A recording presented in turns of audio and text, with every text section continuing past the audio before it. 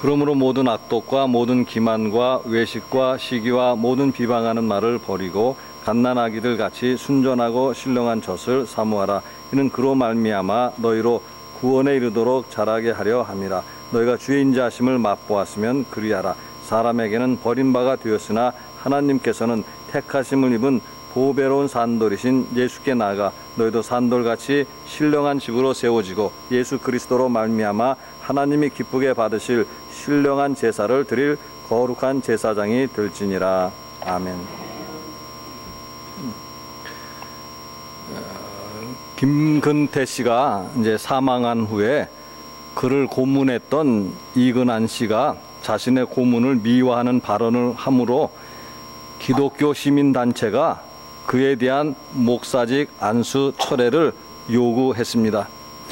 마침내 그 해당 교단에서 목사직을 면직했습니다. 무분별하게 목사직을 남발하고 있다는 그런 비판들이 있었습니다. 그런데 지난주에는 개그맨 서세원 씨가 목사 안수를 받았다는 소식이 있었습니다. 서울 청담동에서 단독 목회를 한다고 합니다. 그는 세상 법정에서 유죄 판결을 받았고 지금도 여러 가지 의혹에서 벗어나지 못하고 있는 사람입니다. 그런데 그가 목사가 되었다는 것입니다. 그래서 한 기독교 인터넷 신문에 이런 제목의 기사가 올라왔습니다. 목사는 아무나 하나. 목사는 아무나 하나. 범죄자들이 택하는 길이 목회자인가 하는 것입니다. 그래서 여러분에게 제가 묻습니다. 목사는 아무나 하나? 또 묻습니다. 장로와 권사는 아무나 하나? 오늘 2절 말씀 보시기 바랍니다. 갓난아기들 같이 순전하고 신령한 젖을 사모하라. 이는 그로 말미암아 너희로 구원에 이르도록 자라게 하려 함이라. 갓난아기들 같이 순전하고 신령한 젖을 사모하라. 사모한다는 것은 국어 사전을 보면은요, 마음에 두고 몹시 그리워한다라는 뜻입니다. 남자와 여자가 서로 사모하는 모습을 우리가 생각해 볼 수가 있고, 또 오늘 말씀처럼 갓난아기들이 어머니 젖을 사모하는 것을 생각할 수 있습니다. 그와 같이 우리가 순전하고 신령한 젖을 사모해야 한다는 말씀입니다. 물론 신령한 젖이라는 것은 하나님의 말씀을 가리켜서 하는 말입니다. 갓난아기가 어머니의 젖을 먹고 자라듯이 우리 그리스도인들은 하나님의 말씀을 먹고 자라야 한다는 말씀입니다. 예수님이 광야에서 마귀에게 시험을 받으셨을 때 무슨 말씀을 하셨는가 하는 것입니다. 마태복음 4장 4절 보시면은요, 예수께서 대답하여 이르시되 기록되었으되 사람이 떡으로만 살 것이 아니요 하나님의 입으로부터 나오는 모든 말씀으로 살 것이라 하였느니라 하시니, 사람이 떡으로만 살 것이 아니요, 사람은 천사가 아니고 육체를 가진 존재이기 때문에 그래서 밥을 먹고 살아야 합니다. 그러나 하나님의 입으로부터 나오는 모든 말씀, 즉 하나님의 말씀으로 살아야 한다는 것입니다. 갓난아기가 어머니의 젖을 먹어야 자랄 수 있듯이 우리 그리스도인들은 하나님의 말씀을 먹어야 잘할 수가 있습니다. 그런데 오늘 말씀을 우리가 잘 주목해 보면은요, 순전하고 신령한 젖이다 라는 표현이 있습니다. 앞에 순전하고 라는 수식어가 있다라는 것입니다. 갓난아기가 어머니의 젖을 먹되 순전한 젖을 먹어야 한다라는 것입니다. 만일 갓난아기가 순전하지 않은 젖, 즉 불순물이 섞여 있는 젖을 먹는다고 한다면 그 갓난아이가 어떻게 되겠는가 하는 것입니다. 틀림없이 탈이 날 것이고 건강하게 자라지 못할 것입니다. 그리스도인들도 마찬가지입니다. 하나님의 말씀을 먹되 순전한 하나님의 말씀을 먹어야 한다라는 것입니다. 여러분들도 주변에서 탈이 난 기독교인들을 많이 보았을 것입니다. 주변의 세상 사람들로부터 존경과 칭찬을 받는 것이 아니라 도리어 멸시와 비판을 받는 기독교인을 볼 수 있습니다. 그것이 바로 탈이 난 기독교인이라 이렇게 설명할 수가 있는데요. 왜 그렇겠는가라는 이야기입니다. 결국 순전한 하나님의 말씀을 먹지 못했기 때문입니다. 우리가 불량식품을 조심해야 하듯이 불량 하나님 말씀을 조심해야 합니다. 많은 목사들이 그럴듯한 말재주를 가지고 하나님의 말씀이라 그렇게 전하고 있습니다. 정말로 조심해야 한다는 말씀입니다. 오늘 2절 말씀 보시면은요, 너희로 구원에 이르도록 자라게 하려 함이라. 부모는 갓난아기가 건강하게 자라기를 소원하고 있습니다. 마찬가지로 하나님도 우리의 믿음이 건강하게 자라기를 바라시고 계십니다. 순전한 하나님의 말씀을 먹어야만 우리가 건강하게 자랄 수 있다라는 말씀입니다. 그러면서 이제 오늘 4절 말씀 보시면은요, 사람에게는 버림바가 되었으나 하나님께는 택하심을 입은 보배로운 산돌이신 예수께 나아가. 그래서 우리는 예수님께 나아가야 한다라는 말씀입니다. 갓난아기가 젖을 먹듯이 우리는 예수님께 나아가서 예수님 주시는 말씀을 먹어야 한다, 그런 이야기입니다. 사람들은 예수님을 버렸지만 하나님은 예수님을 택하셨고 예수님을 보배로운 살아있는 돌로 삼으셨다, 그런 말씀입니다. 마가복음서 12장 10절에도 보시면은요, 너희가 성경의 건축자들이 버린 돌이 모퉁이의 머릿돌이 되었나니. 사람들은 예수님을 버렸지만 하나님은 예수님을 모퉁이의 머릿돌로 사용하셨습니다. 무엇을 위한 머릿돌인가 라는 것인데요, 오늘 5절 말씀 보시면은요, 너희도 산돌같이 신령한 집으로 세워지고 예수 그리스도로 말미암아 하나님이 기쁘게 받으실 신령한 제사를 드릴 거룩한 제사장이 될지니라.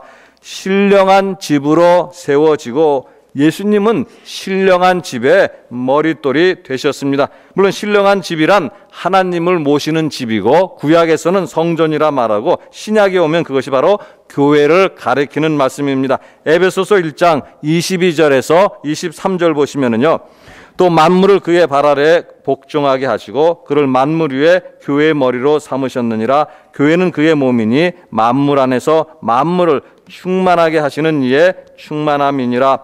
예수님은 교회의 머리이시고 교회는 예수님의 몸이십니다. 예수님은 교회라는 집의 머릿돌이 되셨습니다. 그런데 오늘 우리가 주목할 내용은 무언가 하면은요, 너희도 산돌같이 신령한 집으로 세워지고 너희들도 신령한 집으로 세워져야 한다, 그런 말씀입니다. 오늘 우리가 건축을 좀 더 쉽게 생각하기 위해서 돌이라는 표현보다 벽돌이라는 표현을 생각해 본다고 한다면 어떻게 벽돌을 가지고 집을 짓는가라는 이야기입니다. 벽돌을 쌓아가지고 기둥을 세운다든지 또 벽을 세운다든지, 그래서 벽을 기둥과 연결해가지고 우리가 집을 세우는 것입니다. 아무리 벽돌이 많이 있다라고 할지라도 벽돌 그 자체로는 집이 될 수가 없다라는 이야기입니다. 벽돌을 쌓고 연결해야만 집이 세워지는 것이다, 이런 것인데요, 그것은 마치 무엇과 같은가 하면 요한복음에서 말씀하는 가지와 포도나무의 비유와도 같습니다. 요한복음 15장 4절에서 5절에 보시면은요, 내 안에 거하라 나도 너희 안에 거하리라. 가지가 포도나무에 붙어있지 아니하면 스스로 열매를 맺을 수 없음 같이 너희도 내 안에 있지 아니하면 그러하리라. 나는 포도나무여 너희는 가지라. 그가 내 안에 내가 그 안에 거하면 사람이 열매를 많이 맺나니 나를 떠나서는 너희가 아무것도 할 수 없음이라. 가지가 포도나무에 붙어있지 아니하면 어떻게 되겠는가? 열매를 맺을 수 없음은 물론이고 생명도 잃어버릴 것입니다. 가지는 포도나무에 붙어 있어야만 생명을 유지하면서 열매를 맺을 수 있는 법입니다. 여기서 우리는 기독교 신앙의 핵심을 생각해 볼 수가 있습니다. 많은 사람들이 가지가 포도나무에 붙어 있지 아니해도 열매를 맺을 수 있는 것처럼 그렇게 생각을 하고 있습니다. 즉, 나 혼자 예수님 잘 믿고 천국에 가면 된다라는 식으로 생각을 하고 있습니다. 그래서 이제 이런 질문을 하는 사람들도 있습니다. 꼭 교회에 나와야만 우리가 신앙생활을 할 수 있는 것인가? 또 하나님이 교회라는 특정한 장소에만 계신 것이 아니지 않는가? 또 어떻게 사는가가 중요하지 교회를 다닌다는 것이 중요한 것은 아니지 않는가? 일견 모두가 타당한 질문이라 이렇게 생각할 수가 있습니다. 그러나 문제를 우리가 잘 생각해 보아야 한다, 그런 이야기입니다. 교회를 나오지 아니하면 그것은 무엇과 같은가 하면 포도나무에 붙어 있지 아니한 가지와 같은 것이고 건축물에 사용되지 않은 벽돌과도 같은 것이다, 그런 이야기입니다. 예수님과 결국 무관한 사람이 되는 것이고 예수님의 향기를 드러낼 수가 없게 된다, 그런 이야기입니다. 실제로 교회를 떠나서 신앙이 건강하게 성장하는 경우를 우리가 볼 수 있는가라는 것입니다. 교회라는 것 자체가 하나님이 예수님을 머릿돌로 삼아 세우신 신령한 집이기 때문에 교회를 떠나면 결국 우리의 신앙도 무너질 수밖에 없는 것입니다. 고린도전서 12장 27절에 보시면은요, 너희는 그리스도의 몸이요 지체의 각 부분이라. 교회는 그리스도의 몸이고 우리는 그 지체들이다. 지체들은 몸에 붙어 있을 때만 생명력을 유지하고 제 기능을 감당할 수가 있는 것입니다. 예를 들면 팔과 다리가 몸에 붙어 있지 아니한데 그 기능을 감당할 수 있겠는가라는 것입니다. 붙어 있지 아니한다고 한다면 기능을 감당하지 못할 뿐만 아니라 생명도 유지하지 못할 것입니다. 우리는 교회 안에서 예수님께 나아가야만 할 것이고 성도들 간에 연결되어 있어야 합니다. 그래야 우리의 신앙이 건강하게 자랄 수 있는 것입니다. 오늘 5절 말씀 다시 한번 보시면은요, 너희도 산돌같이 신령한 집으로 세워지고 예수 그리스도로 말미암아 하나님이 기쁘게 받으실 신령한 제사를 드릴 거룩한 제사장이 될지니라. 우리가 이처럼 신령한 집으로 세워지고 그러면 결국 우리가 무엇이 되는가? 거룩한 제사장이 된다라는 말씀입니다. 제사라는 것은 제사라는 행위를 통해서 우리는 하나님을 만나고 하나님과 교제하고 하나님을 섬기시는 것입니다. 구약시대는 특정한 제사장만들만이 제사를 드릴 수 있었지만 신약시대에 오면 모든 그리스도인들이 제사장이 된다는 말씀입니다. 단지 이제 거기에 차이가 있는데 그 차이가 무엇인가 하면 구약시대에는 곡식과 동물을 가지고 제사를 드렸다고 한다면 오늘 말씀에 보면 신약시대의 제사장들은 신령한 제사를 드린다, 그렇게 말씀을 하고 있습니다. 로마서 12장 1절에도 보시면은요, 그러므로 형제들아 내가 하나님의 모든 자비하심으로 너희를 권하노니 너희 몸을 하나님이 기뻐하시는 거룩한 산 제물로 드리라. 이는 너희가 드릴 영적 예배니라. 우리의 몸을 거룩한 산 제물로 드리라. 거룩한 산 제물로 드린다는 것이 무엇인가 라는 것입니다. 결국 이어지는 말씀을 보면은요, 다름이 아니라 하나님의 뜻을 분별하고 하나님의 뜻대로 살아가는 것이 우리 몸을 거룩한 산 제물로 드리는 것입니다. 그처럼 신령한 제사를 드리고 하나님의 뜻대로 살아가려고 한다면 무엇이 우리에게 요구되는가 하는 것입니다. 오늘 말씀 이제 다시 앞으로 돌아가자면 결국 우리가 신령한 집으로 세워져야 한다라는 말씀입니다. 가지가 포도나무에 붙어 있어야 하고 지체가 몸에 붙어 있어야 하고 벽돌이 건물에 붙어 있어야 하는 이치와 같다, 그런 이야기입니다. 다시 한번 오늘 말씀으로 질문을 하면 아무나 거룩한 제사장이 되는가 하는 것입니다. 우리가 하나님이 세우신 신령한 집, 즉 교회에 붙어 있지 아니하고는 거룩한 제사장이 될 수가 없는 것입니다. 지난주에 우리가 재직 헌신 예배도 드렸지만 재직들, 특별히 장로와 권사가 예배를 드리지 아니하고 설교를 듣지 아니하면서 그 장로와 권사가 될 수 있겠는가라는 이야기입니다. 신령한 젖을 사모하는 사람들이 모이고 그래서 신령한 집이 세워지고 그래야 우리가 거룩한 제사장이 될 수 있는 것이고 하나님의 뜻대로 살아갈 수 있다라는 말씀입니다. 정말로 우리가 소원하면서 기도해야 하는 것은 우리 교회가 신령한 젖을 사모하는 사람들이 모인 신령한 집이 되도록 기도해야 할 것임을 오늘 말씀 우리에게 가르쳐 주시고 있습니다. 같이 기도하시겠습니다.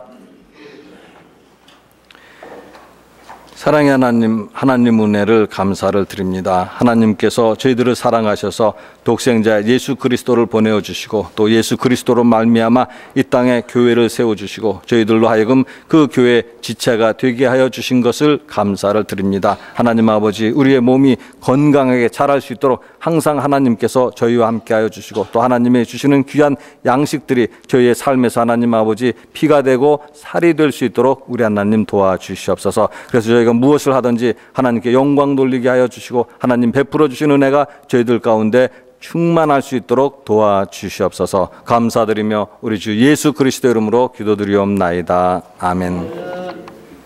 들 보시고 단순하게 그들이 입으로 회개한다 그렇게 말만 한 것이 아니다 그런 이야기다. 악한 길에서 돌이켜 떠난 것을 보시고 실제로 악한 행실에서 떠나야 한다 그런 이야기입니다. 하나님은 단순히 그들이 금식하고 베옷을 입었기 때문에 용서하신 것이 아니라는 말씀입니다. 그들이 실제로 악한 행실에서 떠났기 때문에 그들을 용서하신 것입니다.